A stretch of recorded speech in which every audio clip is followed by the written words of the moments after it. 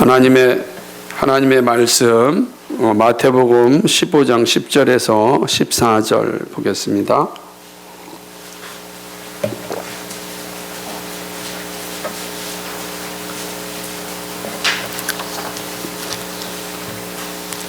신약성경 마태복음 15장 10절에서 14절 제가 봉독해 드리겠습니다.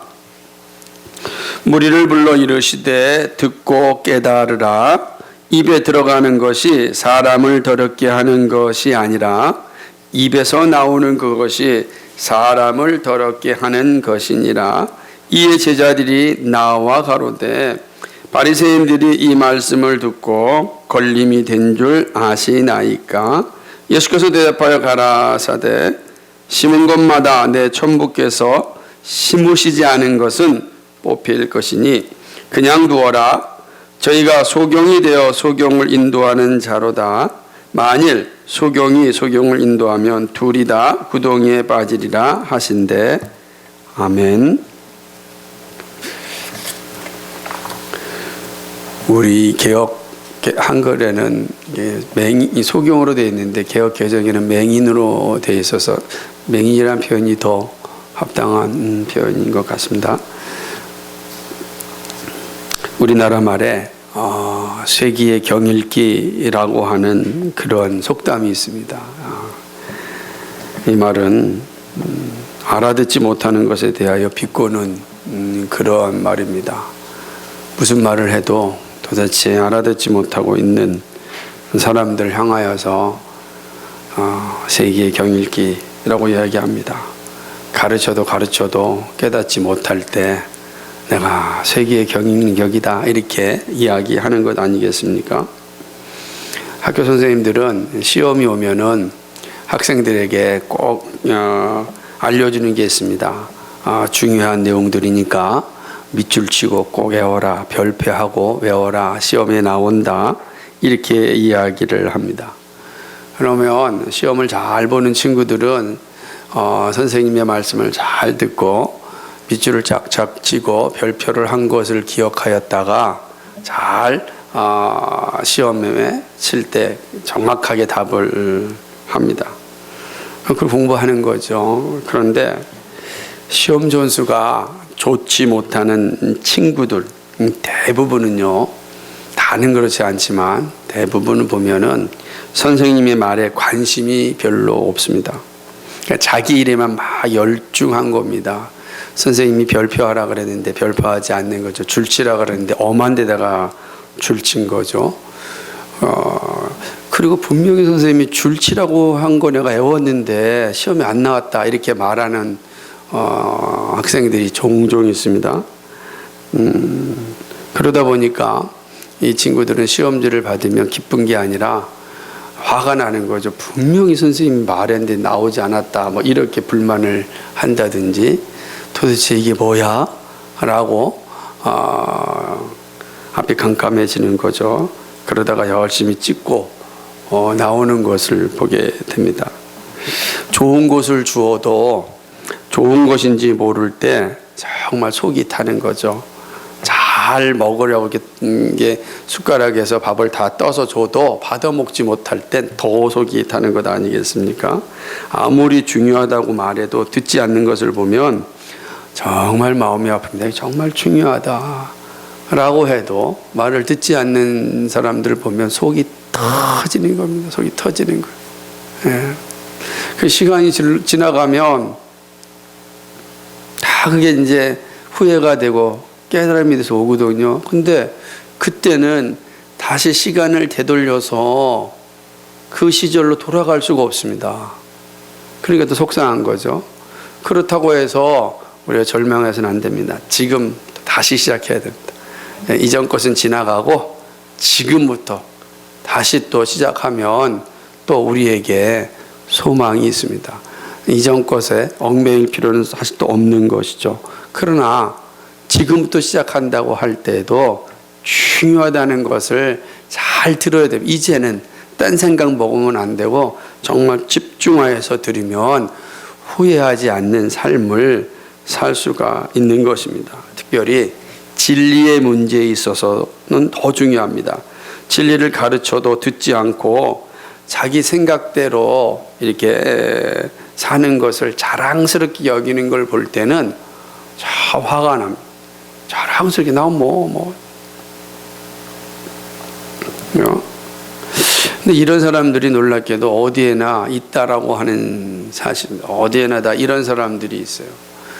성경에도 이런 사람들이 너무 많아요. 구약, 신약을 보게 되면 이런 사람들이 참 많이 있습니다. 구약을 이야기할 때는 사사기 시대의 사람들이죠. 자기 소견에 오른 대로 살았던 사람들이죠. 신약에 대표적으로 얘기한다면 바울의 제자들 가운데 세상을 사랑하여 갔던 사람들이 있잖아요.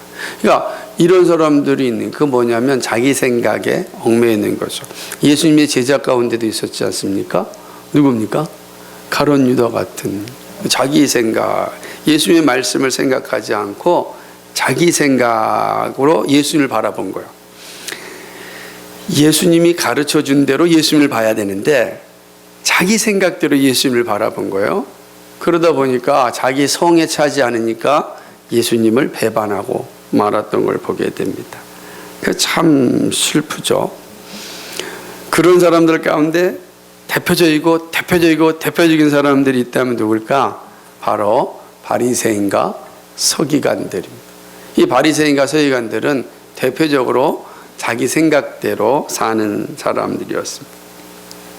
그들은 진리를 들으려고 하지 않았고 자신의 습관에 따라 살았습니다. 이들이요, 예수님이 갈릴리에서 멋지게 복음을 전하고 있을 때 저 예루살렘부터 그 복음을 듣고자, 예수님의 소식을 알고자, 예수님이 누군지 알고자 왔어요. 그들이 처음으로 힘을 다해 애써야 될 것은 예수의 말씀을 경청하는 거였습니다. 그 말씀을 듣는 거였습니다. 그런데 바리새인들과 서기관들은 예수님의 말씀을 듣지 않았습니다. 그리고 오히려 예수님이 하시는 것에 대하여서 비판하였습니다. 이게 문제가 되는 거죠. 들으려고 온 사람이 듣지 않은 거예요. 그러니까 다른 게 보이는 거죠. 생각을 해보세요. 근데 들으려고 왔는데 듣지 않으면 뭐가 보이겠어요? 멍은 있을 수는 없잖아요. 그래서 자꾸 다른 게 보이는 거예요. 다른 게 뭐가. 근데 다른 게 보다 보니까 제자들이 하는 모습이 들어온 거죠. 손을 씻고 떡을 먹어야 되는데 손을 씻지 않고 먹고 있는 모습들이 들어온 겁니다. 놀라운 것은 그게 눈에 들어오는 순간 무엇이 들리지 않을까요? 예수님의 말씀이 들리지 않는 거예요. 거기에 꽂혔으니까 이제 딴 생각이 들지 않고 왜 저러지? 왜 저러야 돼? 왜? 이 생각에 꽂히면 더 이상 예수님의 말씀이 들려오지 않는 겁니다. 우리들도 비슷한 경우를 할 겁니다. 다른 것에 깜빡하면요, 설교자의 말씀이 들리지 않듯이 지금 바리새인과 서기관들의 모습이 그러한 거였습니다. 이들은 진리를 들려하지 않고 자신의 습관에 따라 살았습니다. 입으로는 하나님을 믿는다고 하였지만 실제로는 자신을 믿는 사람이었습니다. 고르반하면서 하나님의 말씀까지도 자신의 방식대로 해석하였습니다. 이게 똑같은 거예요. 그러니까 가룟 유다 같은 거죠. 자신의 방법대로 예수님을 해석한 거예요. 예수님이 가르쳐준 대로 예수님을 해석해야 되는데 그렇지 않았다는 거예요. 그러니까 바리새 서기관들도 자신의 방법대로 성경을 해석한 거죠. 성경이 말하는 대로 자신을 해석해야 되는데 그러지 않아요. 그 대표적인 게 고르바이라고 하는 것 아니겠습니까? 그렇게 되어져 있는 것이죠. 예수님은 이러한 바리새인과 서기관들의 무지를 깨우쳐 주십니다. 특별히 외식하는 신앙이 무엇인지를 아주 여실하게 보여주셨습니다. 그런 후에 예수님은 이제 무리들을 모입니다. 여기 무리에는 예수님 제자들과 또 거기 함께 있었던 많은 사람이 있을 겁니다. 그들을 이렇게 모읍니다. 이 사람들은 예수님께서 바리새인과 서기관들에게 하셨던 말씀을 가까이에서 들었던 사람들입니다.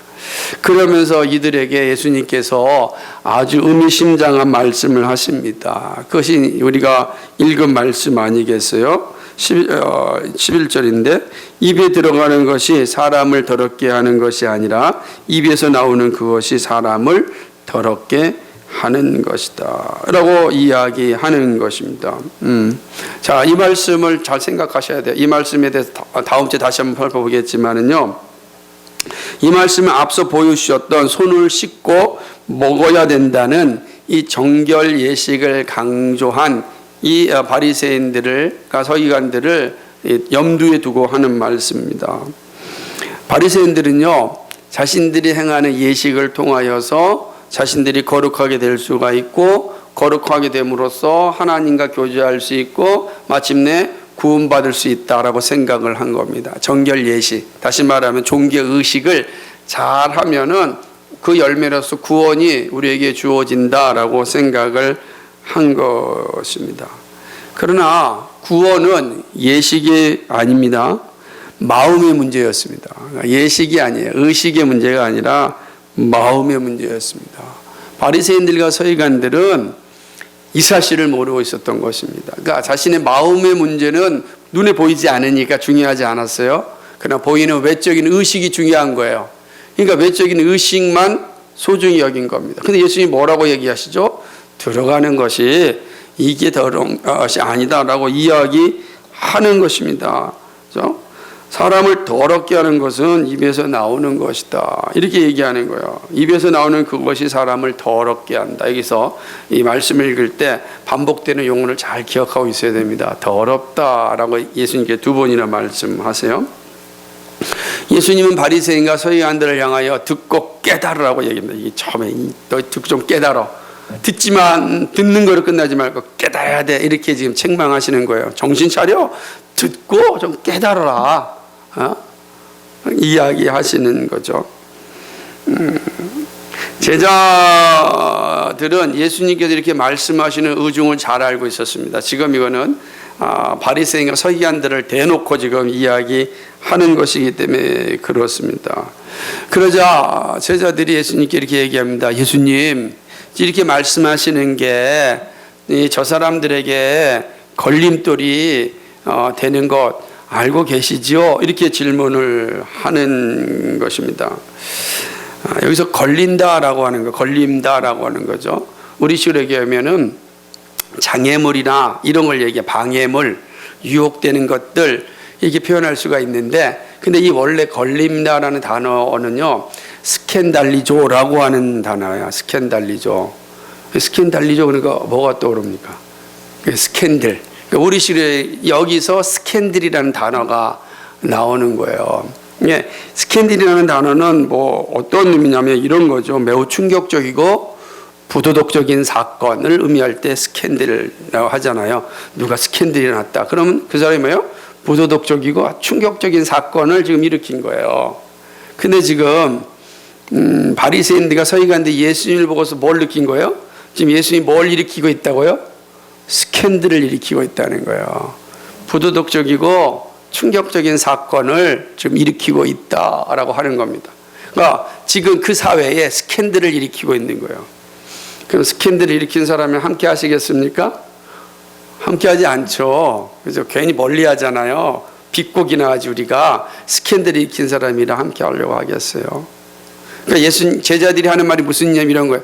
예수님, 지금 바리새인과 서기관들이 예수님이 스캔들을 일으켰다고 생각합니다.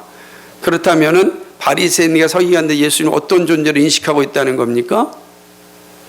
거짓 교사로, 거짓 선지자로 생각한다는 겁니다. 지금 저들이 예루살렘에서 중요한 위치에 있는 사람들입니다. 종교 권력을 가진 사람들이에요. 권력을 가진 사람들이 지금 내려왔는데 와서 예수님이 하시는 말씀을 보니까 이거 스캔들을 일으키고 있는 사람입니다. 그럼 어떻게 하겠다는 겁니까? 스캔들을 일으키면 이거 조사해야죠. 잡아가야 되는 것 아니겠습니까? 자, 지금 제자들이 이 말하는 의도가 뭔지 아시겠어요? 지금 이 제자들은 두려움이 있는 거예요. 지금 예수님이 스캔들을 일으켰다고 지금 바리새인과 서기관들이 지금 이야기하고 있는 겁니다. 예수님이 지금 의도적으로 스캔들을 일으키고 있는데 제자들도 그걸 인식하고 있는 거예요. 그걸 보고 있다라고 하는 것이죠. 그렇다면 바리새인들과 서기관들은 뭐 두말할 필요 없겠죠. 더 속에서 막 분노하고 있겠죠. 이것이 지금 이 사회를 엉망진창으로 만들고 있구나라는 생각이 바리새인들과 사두개인들에도 있는 겁니다. 제자들은 권력자들의 마음을 불편하게 한 것에 대하여 매우 불안하였을 것입니다. 그러나 예수님은 제자들의 질문에 대하여 오히려 담대하게 말씀합니다. 그게 13절, 14절이에요. 그래서 이어져서 이해하면은 이 본문이 바르게 이해가 되는 거예요. 13절, 14절 같이 읽어볼까요? 시작.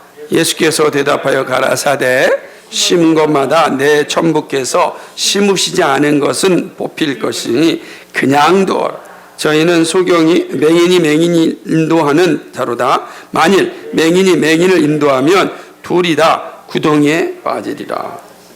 아멘. 이건 더 무서운 말씀인 거예요. 사람들의 생각에 흔들릴 이유가 없음을 예수님께서 분명하게 말씀합니다. 당대의 권력자들의 불의에 전혀 함께하지 않을 것임을 아주 명확하게 말씀하고 있습니다. 오히려 이렇게 이야기합니다. 하나님께서 심지 않은 것은 뽑힐 것이다 라고 이야기하는 것입니다. 식물을 심는 것은 성경에서 종종 자기 백성들을 삼는 것으로 표현합니다. 그러니까 성경에 보면 내가 식물을 심었다라고 하는 것은 하나님께서 내가 백성을 삼았다라고 하는 의미예요. 그렇게 이제 표현되고 있습니다. 구약은 이스라엘 백성을 심은 가지라 이렇게 표현하고 있어요. 시편 80편 8절에 보면 이렇게 얘기했습니다. 주께서 한 포도나무를 애굽에서 가져다가 열방을 쫓아내시고 이를 심으셨나이다. 이렇게 얘기하는 겁니다. 한 포도를 애굽에서 가져와서 심었다. 그럼 애굽에서 식물을 가져와서 그 누구죠? 이스라엘 백성이죠. 그걸 심었다. 이렇게 표현한단 말이에요. 그러니까 심는다라고 하는 것은 바로 이스라엘 백성을 삼는다라고 하는 겁니다. 이사야 60장 21절, 이사야 60장 1절, 61장 3절, 예레미야 45장 4절 여기에 다 이제 이 동일한 말씀이 기록되어져 있는 겁니다. 그러니까 하나님께서 심으신 가지는 뽑을 수 있어요? 뽑을 수 없어요? 누구도 못 뽑는 거죠. 하나님이 심어놓는데 누가 뽑겠어요? 하나님이 심었는데 이 말씀이니까. 그런데 뽑히는 가지는 그럼 뭐예요? 무엇입니까? 하나님이 심지 않은 가지다라고 하는 거죠. 하나님이 심지 않은 가지는 다 뽑힙니다. 이거를 우리가 조금 오래전에 말씀을 봐서 사실은 아쉬운데 마태복음 13장 24절로 30절에 보면 가라지 비유가 있어요. 그 앞절에 한번 볼까요? 한번 읽어볼까요? 좀 읽어보겠습니다. 가라지 비유 마태복음 13장 24절로 30절까지 같이 읽습니다. 예수께서 그들 앞에 또 비유를 베풀어 가라사대 천국은 좋은 씨를 제 밭에 뿌린 사람과 같으니 사람들이 잘 때에 그 원수가 와서 곡식 가운데 가라지를 덧뿌리고 갔더니 싹이 나고 결실할 때 가라지도 보이거늘 집주인의 종들이 와서 말하되 주여 밭에 좋은 씨를 심지 아니하였나이까? 그러면 가라지가 어디서 생겼나이까? 주인이 가로되 원수가 이렇게 하였구나. 종들이 말하되 그러면 우리가 가서 이것을 뽑기를 원하시나이까? 주인이 가로되 가만두어라. 가라지를 뽑다가 곡식까지 뽑을까 염려하노라. 둘 다 추수 때까지 함께 자라게 두어라. 추수 때에 내가 추수꾼들에게 말하기를 가라지는 먼저 거두어 불사르게 단으로 묶고 곡식은 모아 내 곡간에 넣으라 하리라. 아멘. 예수님께서 이렇게 말씀하셨죠. 그런데 하나님이 심지 않은데 났어요. 누가 심은 거라고요? 마귀가 심었다. 원수 마귀가 심은 거예요. 원수 마귀가 심었는데 많이 심은 거예요. 그래가지고 가라지가 더 커 보이잖아요. 밭에 가면은 막 가라지가 더 커 보인다고요. 알곡이 잘 보이지 않아요. 그 가라지의 힘에 짓눌려가지고 다 자랄 때까지. 그런데 그 억눌림이 커니까 농부가 가라지를 막 뽑으려 그러는 거예요. 예수님이 뭐라 그래? 뽑지 말라. 뽑다가 혹시라도 알곡이 뽑힐 수 있으니 그대로 내버려둬라. 나중에 추수할 때 가라지는 다 불살릴 것이고 알곡은 창고에 드릴 것이다. 이렇게 말씀하는 겁니다. 지금 예수님께서 바리새인들을 향해서 사두개인들을 향해서 뭐라고 얘기했냐면 가라지와 같다라고 지금 표현하는 것입니다. 다시 말하면 거짓 목자들의 최후를 의미하는 것입니다. 사건들은요 마지막에 뽑혀 사라지는 겁니다. 이 땅에서 아무리 대단한 능력 있는 인기 있는 설교자를 할지라도 사꾼이라면 가라지라면 마지막 심판 때 다 불사르게 될 것입니다. 이걸 말씀하는 거예요. 그러니까 지금 여기 종교 권력자들의 대표가 사두개인들과 바리새인들 아니겠어요? 근데 예수님께 말합니다. 심지 않은 것은 다 뽑힌다. 그러면서 이제 그냥 두어라 그래서 똑같이 표현해요. 마태복음에서 가만두어라. 여기 오늘 말씀에서는 그냥 두어라라고 이야기합니다. 잘 들으셔야 돼요. 그냥 두라고 말씀합니다. 왜냐하면 심판 때가 가까이 오기 때문입니다. 진리를 드리려고 하지 않는 이들을 향하여 그냥 두라고 말합니다. 진리를 전하지 않는 자들을 향하여 그냥 두라고 이야기합니다. 그러면서 바리새인들을 맹인이 되어 맹인을 인도하는 자라고 말씀합니다. 보지 못하는 것은 구원의 소망이 없는 자를 의미하는 겁니다. 맹인이라는 의미는 보지 못하는 것, 암흑을 의미하죠. 그거는 곧 구원의 소망이 없는 것을 의미하는 겁니다. 예수님이 오신 이유가 무엇입니까? 구원하시기 위한 겁니다.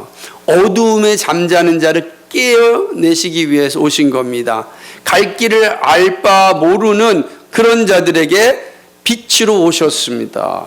그래서 그들로 하여금 빛의 자리로 가게 하신 것입니다. 그게 예수님께서 하신 내용입니다. 그런데요, 재밌는 거는 이스라엘 백성들이요, 바리새인들과 사두개인들이요, 마치 자신이 빛으로 생각한 겁니다. 한번 찾아볼까요? 로마서 2장 19절 말씀인데요. 로마서 2장 19절입니다.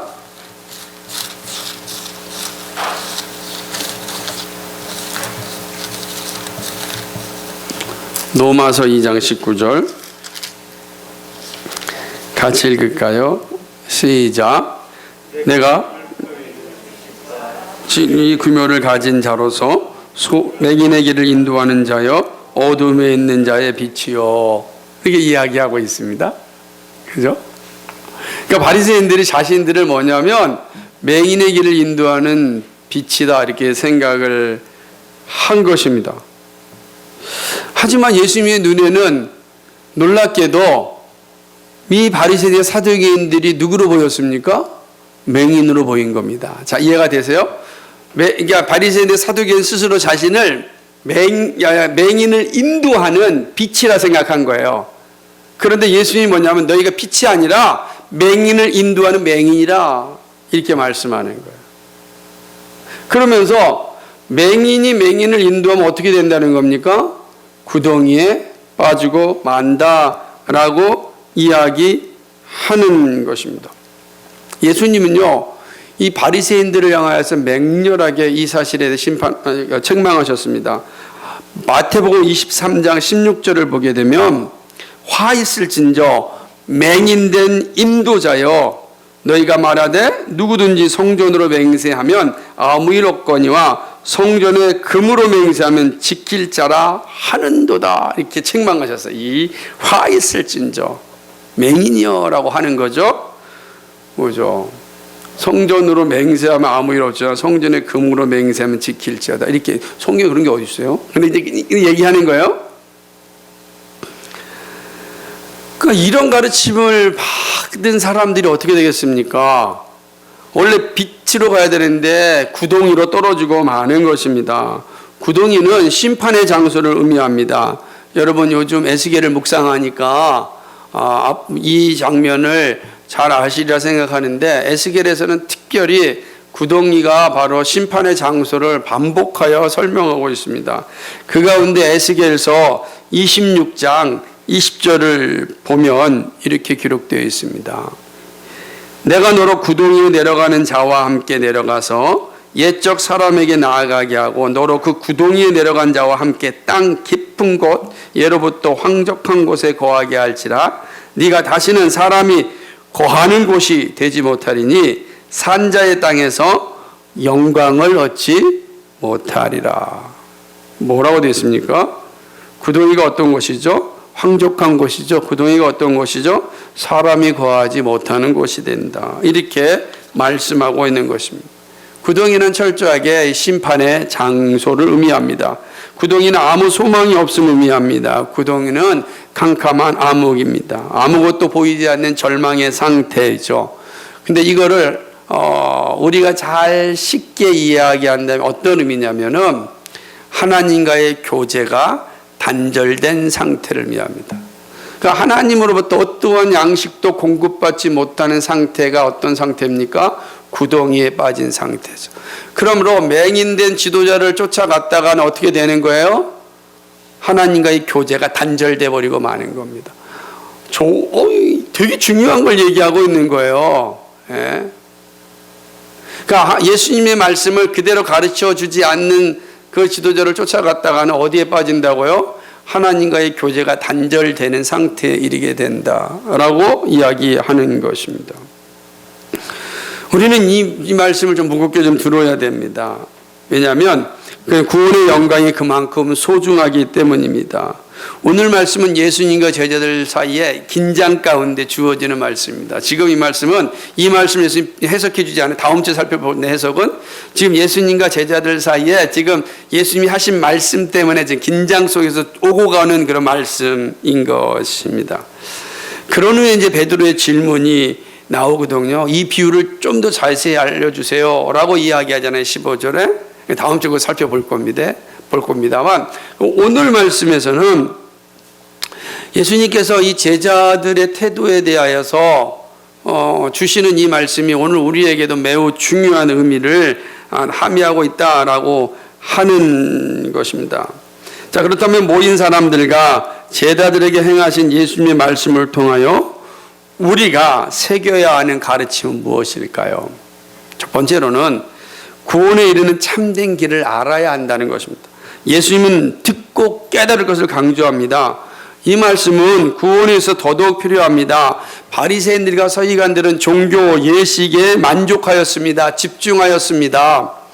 종교적 절차를 잘 지키면 구원의 문제는 하자가 없다고 생각하였습니다. 그러다 보니 말씀의 본질보다는 의식에 집중합니다.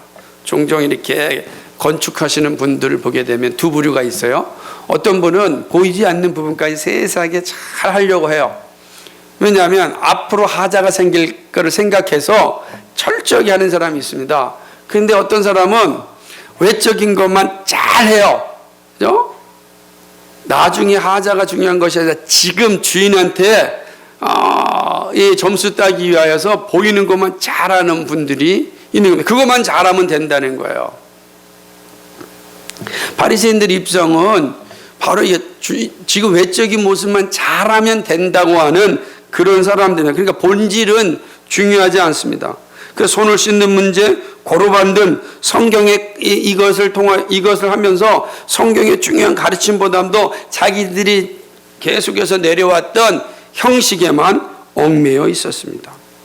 예수님은 이들의 모습이 사람의 계명을 따르는 것이 나를 따르는 것이 아니라고 분명하게 말씀합니다. 다시 한번 우리 9절 말씀 읽겠습니다. 15장 9절 마태복음 15장 9절 시작. 사람의 계명으로 교훈을 삼아 가르치니 나를 헛되이 경배하는도다. 아멘. 사람의 교훈을 따라 사는 거지 나의 교훈을 따라 사는 게 아니다 라고 이야기하는 것입니다. 그러니까 열심히 제사를 드렸지만 헛된 것이죠. 그래서 예수님은 분명하게 말씀하는 겁니다. 입에 들어가는 것이 사람을 더럽게 하는 것이 아니고 입에서 나오는 것이 사람을 더럽게 한다라고 하는 것이죠. 오늘 주님께서 말씀하신 구원의 길을 생각해야 됩니다. 예수님은 이 말씀에서 더럽음에 대해서 이야기하고 있는 거예요. 더럽힘. 더럽게 한다는 것은 부정하다는 겁니다. 부정한 것은 하나님 나라와는 아무 관계가 없어요. 하나님 나라는 누구만 들어가죠? 거룩한 자만 들어가잖아요. 더러운 사람은 하나님 나라에 들어갈 수가 없어요. 그러니까 더럽힘을 입은 사람은 결코 구원의 자리에 이를 수가 없는 겁니다.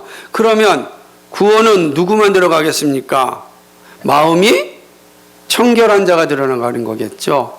그죠? 마음이 청결하지 않으면 하나님에 들어갈 수가 없는 거예요.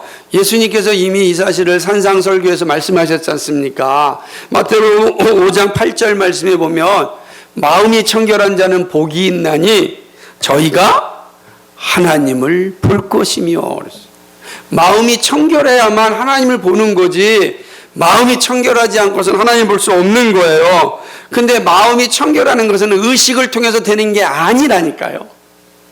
마음이 청결한 의식의 문제와 다른 거예요. 마음이 청결한 것은 하나님의 은혜예요. 구원의 말씀이 우리를 깨끗게 주어야만 우리의 마음이 청결하게 되는 것입니다. 손을 씻는다고 마음이 청결해지는 것이 아니라는 것입니다. 마음이 청결한 것은 하나님과 교제로 이루어지는 것입니다. 하나님과 교제하려면 회심해야 되는 거죠. 회심한 자에게 나타나는 회개거든요. 이게 중요하다는 겁니다. 구원은 단지 외적인 형식을 지킴으로 이루어지는 것이 아닙니다. 물론 외적인 형식이 필요합니다. 우리가 시간을 내어서 함께 예배하고 성찬 시간은 예식이 필요해요. 그런데 이것이 우리로 하여금 구원에 이르게 하는 게 아니라는 거예요. 이건 구원받은 자들의 책무라고. 구원받은 자들의 삶의 규범이나 형식은, 근데 형식만 했다고 해서 다 끝나면 안 된다는 겁니다. 그것이 구원에 이를 수가 없다. 그것이 우리의 더러운 마음을 청결케 하지 못한다라고 하는 것입니다. 구원은 우리의 마음을 청결케 하시는 그리스도의 은혜에 있습니다. 그래서 우리의 마음은 누가 하죠? 그리스도께서 우리를 깨끗게 해주시죠. 이거에 대해서는 다음 주에 자세하게 살펴볼 겁니다. 이 말씀에 대해 예수님께서 이제 15절 이하부터 자세하게 설명해 줬어요. 마음의 청결함이 왜 구원에 이르고 마음의 청결함이 왜 중요한지는. 그러나 중요한 사실은 뭐죠? 구원에 이르는 길은 더러운 마음을 청결케 해야 되는데 그건 예식으로서는 결코 이루어질 수가 없다라고 하는 거예요. 오히려 예식은 구원받은 자들의 삶의 모습으로서 우리의 책무에 해당되는 것이다. 그것 소중하지만 그것이 구원에 이르는 건 아니다라는 사실입니다. 두 번째로 우리가 들어야 될 중요한 가르침은 세상의 힘은 구름같이 지나간다는 것입니다. 이것도 지나가리라. 어스틴의 표현처럼 지나가는 거예요. 세상의 힘은. 세상의 것은 모두 뽑힙니다. 아무리 가라지가 많아도 힘있게 보여도 다 뽑혀집니다. 이건 매우 중요한 사실입니다. 매우 중요한 사실. 제가 요즘 많은 목사님들이 이 정치에 대해서 걱정이 많아서 자주 질문을 해요. 신학생들도 질문을 하고 목사님도 질문을 해요. 제가 이렇게 대답을 합니다. 다 지나갈 겁니다. 거기에 스트레스 받지 마세요. 다 지나갑니다. 하나님께서 국가를 허락해 주신 건 다 두 가지입니다. 질서를 잘 지켜서 백성들이 편하게 살게 하기 위함이고, 생명을 소중히 여기고 보존하라는 것이 국가의 존재의 이유입니다. 그 외에는 다 인간의 탐욕이고 욕망입니다. 그러니까 나머지는 다 탐욕이고 욕망이고 모든 것은 다 이 두 가지에 있다. 이거를 잘하는 사람한테 우리가 찍으면 되고 그들을 위해서 기도해 주면 된다. 쓸데없이 뭐 정책이니 뭐 이념이니 이거는 다 지나가는 것. 스트레스 받지 마세요 라고 합니다. 그래서 다 기준에 맞춰서 제가 여러분에게도 이렇게 표를 보여줬잖아요. 점수표에. 전 철저합니다. 그냥 점수표에 다 맞게 해서 점수 딱 먹여놓고 딱 가장 큰 점수면 그거 누구든지 상관이 없어요. 왜? 다 지나가는 것. 그리고 하나님의 손길이 하나님의 사람들을 통해서 일하심을 알기 때문에 맡깁니다. 맡겨요. 저도 한때는 젊을 때는 얼마나 막 이랬는지 몰라요. 근데 다 지나가는 건데, 다 지나가는 수없이 많은 정권이 다 지나갔잖아요. 우리는 그래서 성경의 가르침에 합당한 일을 하는 사람들을 위해서 기도해 줄 뿐이에요. 그게 우리가 할 일이다 라고 하는 겁니다. 그 싸울 필요도 없다라고 하는 것이죠. 왜 이렇게 얘기했냐면 제자들은 예수님의 말씀이 바리새인과 서기관들을 정면으로 대적하는 걸 알고 있었습니다. 다시 말하면 제자들은 두려운 거예요. 이 정권 권력에 대해서 매우 긴장되는 순간입니다. 안 그러게 해서 권력자들 딱 있는데 얼마나 두렵겠습니까? 여러분, 우리가 1935년이죠. 35년 27회 그 총회 때 그 신사참배를 결의할 때요. 이렇게 앉았어요. 지금처럼 이렇게 널찍널찍 앉고요. 목사님 앉고 그 옆에 일본 경찰 앉고 목사님 앉고 옆에 경찰이 앉았어요. 그렇게 쭉 앉아서 투표를 하는 겁니다. 자, 신사참배에 대해서 문제가 없죠? 반대는 묻지 않았어요. 그럴 때 옆에 일본 경찰이 있는데 누가 자신 있게 아니요라고 할 수 있겠습니까? 만만치 않은 거예요. 아니요 한 사람들이 누구예요? 주기철 목사님이요. 그러니까 감옥에 가시는 거예요. 아니, 그러니까 이게 보통 어려운 게 아니에요. 쉽게 생각할 문제가 아니라면 지금 제자들이 그런 상황 쉽게 생각할 수 있는 여지가 아닌 거예요. 그러니까 막 두려운 거지. 예수님 지금 하시는 지금 말 전하고 있는 저 사람들이 지금 우리의 가장 큰 권력을 가지고 있는 사람들입니다. 근데 예수님은 전혀 미동도 하지 않습니다. 지나갈 것을 알기 때문입니다. 다 지나갈 것을 알고 있기 때문입니다. 이 땅에서는 바리새인과 서기관들은 종교 권력자입니다. 근데 오히려 예수님은 그들의 면전 앞에서 잘못을 말씀합니다. 그러자 바리새인과 서기관들이 예수님을 거짓 선지자라고 합니다. 부도덕한 일을 일으키는 스캔들이나 일으키고 있는 자라고 이야기합니다. 우리도 마찬가지로 누가 스캔들을 일으키면 손가락질하듯이 지금 예수님을 향하여서 바리새인과 서기관이 손가락질하는 것입니다. 이것은 어떤 의미가 함의된 겁니까? 앞으로 예수님이 어디에 간다는 거예요? 이제 감옥에 들어가겠구나, 모욕을 당하겠구나라는 것을 여기 보여주는 거예요. 지금 이 장면에서 이미 스캔들을 일으켜 버렸으니까. 그걸 아셨다고요. 예수님은 아심에도 불구하고 지금 말씀을 하고 있는 것입니다. 그러니까 제자들이 안절부절하는 것입니다. 그러나 예수님의 눈에는 세상의 힘들은 다 지나갑니다. 오직 진리만이 영원토록 존재합니다. 보이는 것은 잠깐이기 때문입니다. 더구나 모든 권력은 권력 자체로 존재하지 않습니다. 만물의 근원이신 예수 그리스도를 위해 존재해야 합니다. 근데 이들이 그러지 않으니까 예수님이 꼼짝도 안 하는 거죠. 골로새서 1장 16절 17절에 보면 만물이 그에게 창조되되 하늘과 땅에서 보이는 것들과 보이지 않는 것들과 혹은 보좌들이나 주관자들이나 정사들이나 권세들이나 만물이 다 그로 말미암고 그를 위해 창조되었고 그러는 거예요. 누구를 위해 창조되었다고요? 예수님을 위해 창조되었다고요. 그러니까 예수님이 그 앞에 두려워할 필요가 없는 거죠. 자, 다시 한번 봅시다. 이 땅의 모든 권력이 누구를 위해 창조되었다고요? 그리스도를 위해 창조되었어요. 근데 우리는 누구예요? 그리스도에게 접붙임을 입은 자들 아니에요. 그러니까 이 땅의 모든 권력은 누구를 위해 존재해야 됩니까? 누구를 존재해야 돼요? 아니, 우리를 위해 존재하는 거예요. 그래서 우리를 위해 존재하지 않는 권력은 그것은 가라지예요. 마땅이다. 하나님 뽑아가신다니까요. 이게 되게 중요한 거죠. 그러나 세상은 이 사실을 자꾸 부정합니다. 그래서 예수님께서 그냥 두라고 얘기하는 거예요. 그냥 두라. 그렇죠? 하나님이 심지 않은 건 다 뽑힐 것입니다. 하나님 다 뽑아낼 것이기 됩니다. 그렇죠? 다 뽑아냅니다. 하나님이 심문, 뽑히지 않는 식물은요, 어떻게 알 수 있냐면 회개의 열매로 알아요.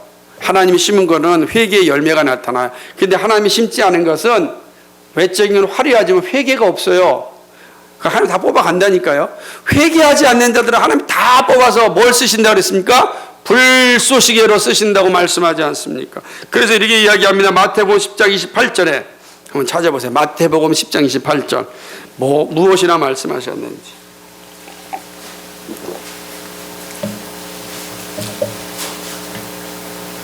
같이 씁니다. 시작. 몸은 죽여도 영혼은 능히 죽이지 못하는 자들을 두려워하지 말고 오직 몸과 영혼을 능히 지옥에 멸하실 수 있는 이를 두려워하라. 아멘. 그래서 세상에 사라지는 것을 가지고 장난치는 자들을 두려워하지 마세요. 우리가 두려워할 건 이 세상 것들이 아니에요. 다 지나갑니다. 다 지나갑니다. 우리 하나님 나라에 가면 이 세상 권력이 무슨 의미가 있어요, 우리한테? 그죠? 다 지나갑니다. 우리가 정말 두려워할 분은 우리의 몸과 영혼을 죽이실 수 있는 예수 그리스도입니다. 이 사실을 가르치는 거예요. 세상의 힘은 다 구름같이 지나 예수님이 그냥 내버려 둬라 라고 말씀하지 않습니까? 바른 깨달음을 갖길 바랍니다. 마지막 세 번째로는요, 진리를 알고자 하는 마음은 진리를 전하는 자와 함께 하여야 합니다. 아시겠습니까?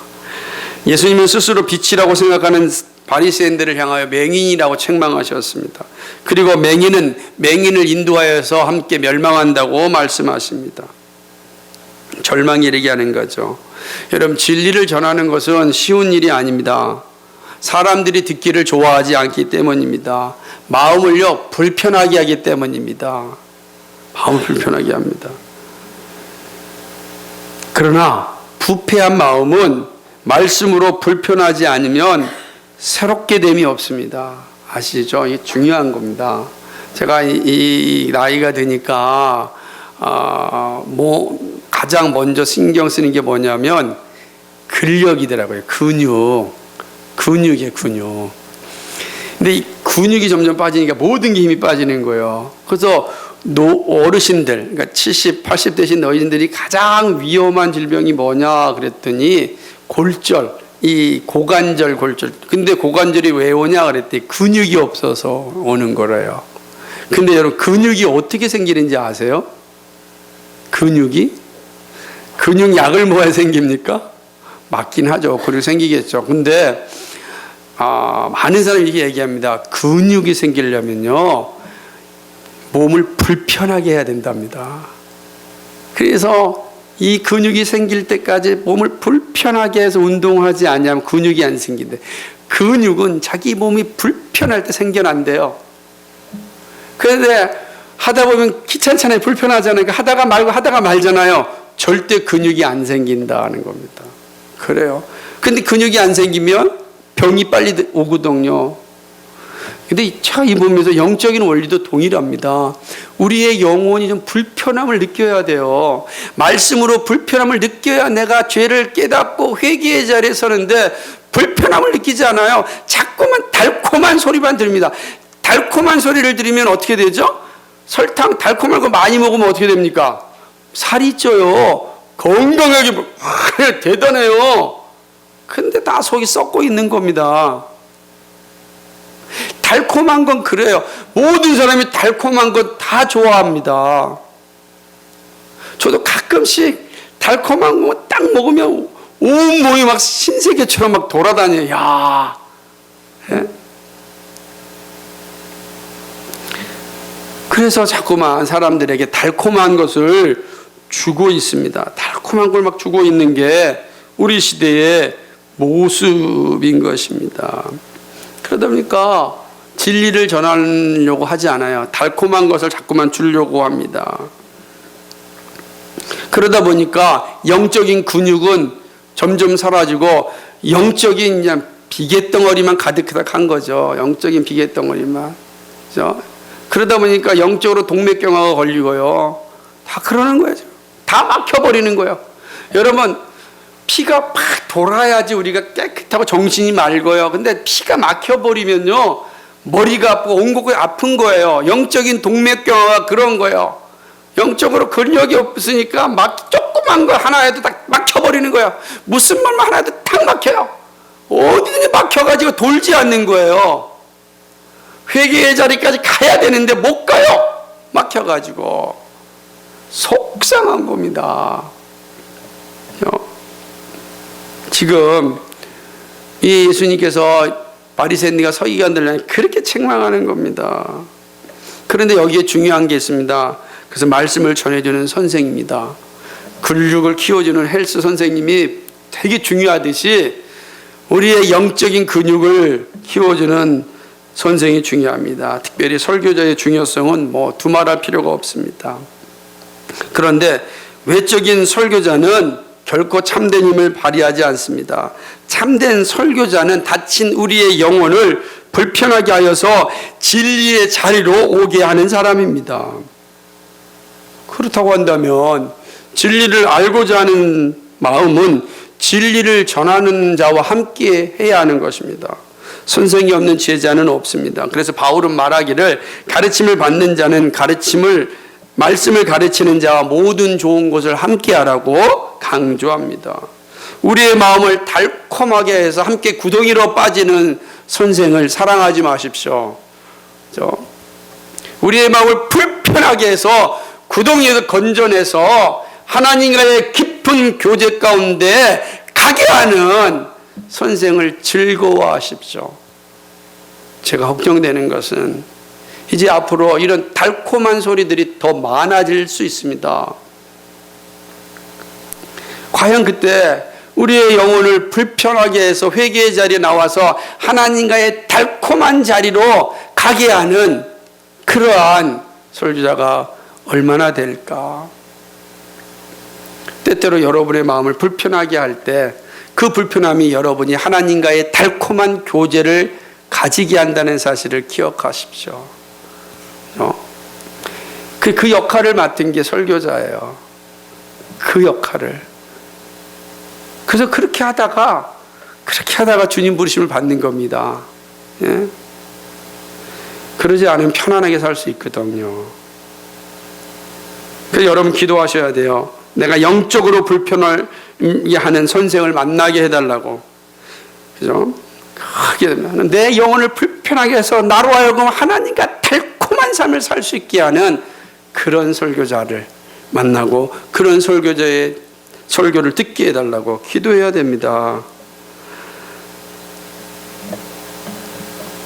그것이 오늘 예수님께서 우리에게 중요하게 가르쳐주는 것입니다. 말씀을 맺습니다. 사랑하는 여러분, 주님께서 말씀합니다. 듣고 깨달으라. 듣는 것으로 끝나면 안 됩니다. 깨달음의 자리로 나아가야 합니다. 깨달음은 삶의 방식을 바꾸는 길입니다. 오늘날 좋은 소리를 많이 들을 수 있습니다. 그러나 회개에 이르게 하는 깨달음이 있는 소리는 매우 적습니다. 듣고 깨달을 수 있다면 그것은 가장 큰 축복이라 할 수 있습니다. 그걸 한 귀로 듣고 다른 한 귀로 빠져나간다면 가장 불쌍한 사람입니다. 세 귀의 경읽기처럼 한심한 것은 없습니다. 말씀을 들어야 합니다. 그리고 말씀을 깨달아야 합니다. 그것이 우리의 영혼을 살리는 길입니다. 여러분의 삶은 어떻습니까? 외적인 눈에는 잘 듣는 것처럼 제 눈엔 보입니다. 이렇게 긴 설교를 잘 듣는 여러분, 제가 볼 때 외적으로 정말 훌륭한 분들입니다. 제가 이 코로나 때문에 그 온라인에 올라온 설교의 이 그 평균이 몇 분인가 봤더니, 아이고, 여러분은 한 설교가 아니라 설교 두 번을 한꺼번에 듣고 있는 분들이. 그런데 정말 잘 듣고 계십니까? 듣지 않으면 깨달음이 없습니다. 그냥 듣기만 하면 깨달음이 없습니다. 깨달음이 없으면 삶의 변화가 없습니다. 여러분의 삶의 방식이 말씀을 따라 나타나지 않는다면 그건 듣지 않았기 때문입니다. 들었어도 깨닫지 않았기 때문입니다. 깨닫지 못하면요, 불편하지 않습니다. 불편하지 않으면 삶의 방식이 바뀌지 않아요. 그대로 살아가요. 영적인 불편함이 있어야 삶의 방식에 변화가 있는 것입니다. 여러분, 말씀을 들을 때 불편함이 있습니까? 그 불편함을 어떤 삶의 방식으로 나타내고 계십니까? 저는 오늘 말씀이 여러분의 정말 심령에 들려지기를 소망합니다. 그러기 위해서는 여러분 말씀을 되뇌이시고 나누고 기록하는 일이 필요합니다. 여러분의 말씀을 깨달은 것이 있으면 어떠한 곳이라도 한번 기록을 남겨보세요. 그러면 언젠가 그 기록이 여러분의 삶의 방식을 조금씩 바뀌게 할 것입니다. 이 일이 얼마나 중요한지 모릅니다. 단순하지만 이건 정말 중요합니다. 그러나 이것이 무너지면 깨달음과 변화는 없습니다. 보이는 것이 전부가 아니잖아요. 보이는 게 전부가 아닌 겁니다. 보이지 않지만 우리의 영원한 그 나라를 바라보면서 우리 주님께서 말씀하시듯이 듣고 깨달으라. 듣고 깨달아서 너의 삶의 방식이 나의 삶의 방식이 되었으면 좋겠다. 우리 주님의 말씀이 우리 모두에게 들려지기를 주님의 이름으로 축복합니다. 거룩하시고 자비하신 하나님 아버지, 고맙고 감사합니다.